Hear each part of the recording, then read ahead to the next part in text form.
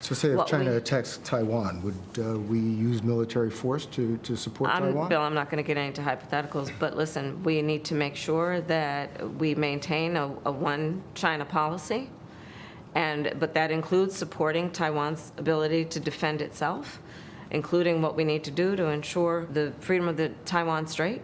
We need to make sure we have open lines of communication with China, in particular, military to military.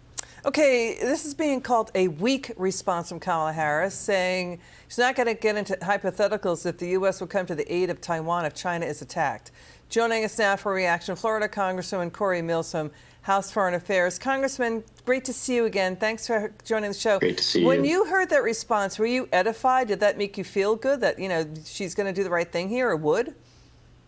Well, Liz, it's because she has no idea what's actually taking place. I mean, this is why you see the Abraham Accords falling apart and not actually advancing itself like it did under the Trump administration. This is why you saw Russia's aggression continue to pick up, because they knew that there was no response.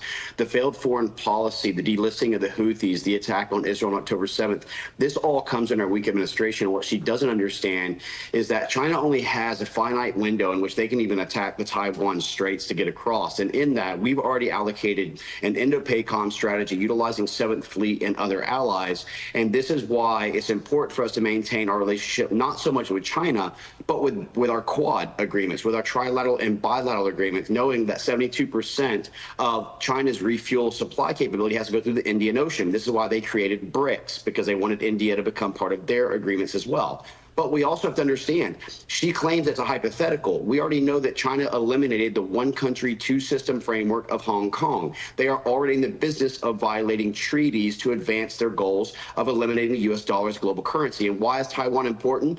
They hold 92% of the microchips and semiconductors being made. So, yes, this is something that we need to take serious consideration, and we need to be bolstering our military in our Indo-PACOM areas. And, the Wall Street Journal just broke the news, a major cyber hack likely connected to China. China hacked into government wiretapping of the U.S. phone system, including reportedly Verizon and AT&T. This is a national security risk. Now they know what our U.S. intelligence and law enforcement is trying to look at.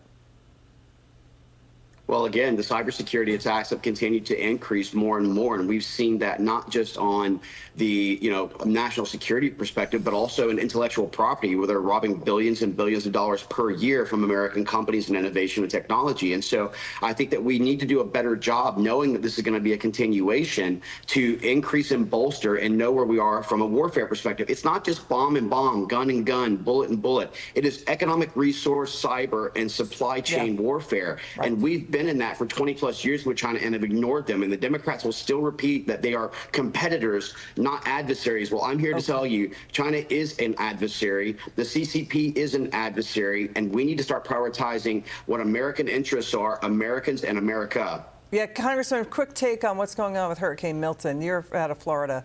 What do you think? Look, it's one of those devastating storms I've ever seen. I've lived in Florida, grew up here, born and raised, and I can tell you that this is the first time I've been nervous about a storm. We're talking a Category 5, which is only like the 4th strongest in history in the Atlantic Ocean area.